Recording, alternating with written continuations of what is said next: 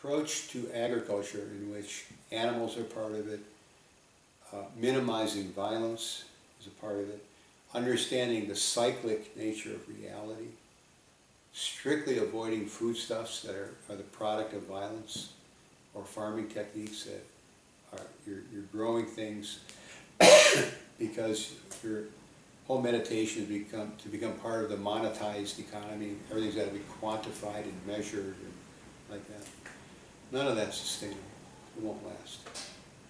And that's why you see that the Vedic culture, the embers, the dying embers of which are still seen to some degree in India, is the most sustainable approach to agriculture and to life in general.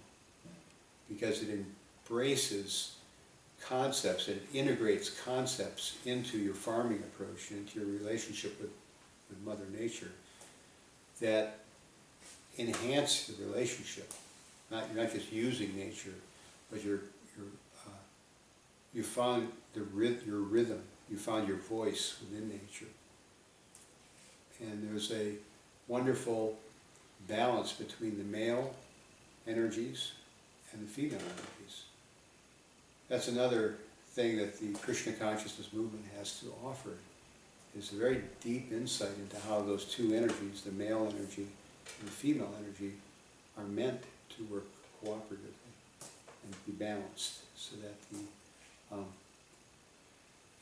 the way in which you do things is not just overly sentimental, nor is it overly tyrannical, but it's nicely balanced.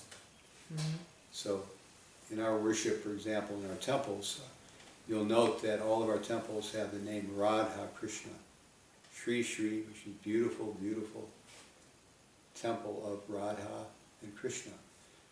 Radha is Lord Krishna's consort, and she is the perfection of the feminine qualities. And Krishna, of course, is the perfection of male qualities. So it's a very deep, deep subject matter, very deep philosophical insights to understand how that works. But when you are beginning to understand that, then you find balance. What you're doing. You need both the men and the women. Although my own observation, having mentored a lot of apprentices over the last 10 years or so, is that generally the ladies are more inclined towards sustainability because they have more of a nurturing mood. And the guys, many good men also, but the guys tend to be a little more calculating and hard-hearted. Yeah. The women really kind of get it. So what we're doing here in New Taliban, I'm no longer in West Virginia, now I'm in Mississippi, southern Mississippi. We're creating a training center where you get the best of both worlds. You get real, genuine training in how to grow food on 3 levels. One is on the level of backyard garden, just for your own needs. Market garden, in other words, you want to grow a lot of food for a lot of people, and perhaps be able to market it to sustain yourself, maintain yourself economically. And mini farming, in other words, smart farming on, say, 5 acres or less, which I personally believe is the future. These big farms are going to go down because they're just not sustainable. And what people are really looking for, what they're really hungry for, is not just healthy food, but healthy social environment as well. They're looking for that camaraderie and that sense of belonging and inclusiveness and interdependence that used to characterize village life in America, Europe, certainly in Asia, India, all over like that. So that's what we're offering. We're on a very small scale. We're only doing, I think we're doing like this year about 3 acres. But that 3 acres is part of a growing project that will include more acreage and the understanding the value of the cows, how the cows especially fit into that, and how to socially interact with our neighbors around us so that what we grow is relevant to their lives.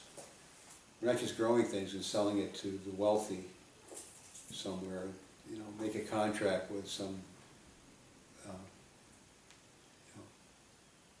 commercial enterprise like Whole Foods or something, just provide food so we get money and we don't really care who eats it.